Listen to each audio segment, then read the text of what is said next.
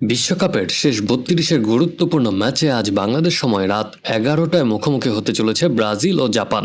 বাঁচা মরার এই লড়াইয়ের আগে ব্রাজিল শিবিরে সবচেয়ে বড় কৌতূহল নেইমারের গেম টাইম নিয়ে।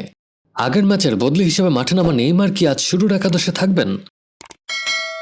ম্যাচের আগের সংবাদ সম্মেলনে ব্রাজিল কোচ কার্লো আনচেলত্তির দেয়া কথা অনুযায়ী জাপানের বিপক্ষেও নেইমারকে শুরু থেকে মাঠে দেখার সম্ভাবনা বেশ কম, তবে গেম টাইম যে বাড়ছে সেই আভাস স্পষ্ট।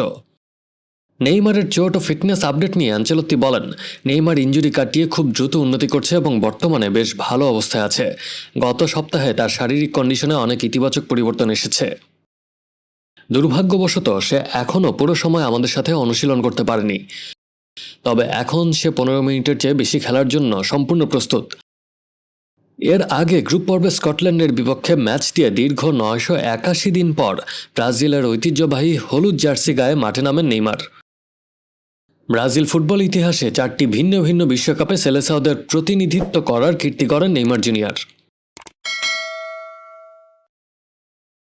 আজকের ম্যাচে জাপানকে হারাতে পারলে শেষ ১৬ টিকিট নিশ্চিত হয়ে যাবে ব্রাজিলের। সেক্ষেত্রে কোয়ার্টার ফাইনালে ওঠার লড়াইয়ে আগামী রোববার তাদের মুখোমুখি হতে হবে আইভরি কোস্ট অথবা নরওয়ের।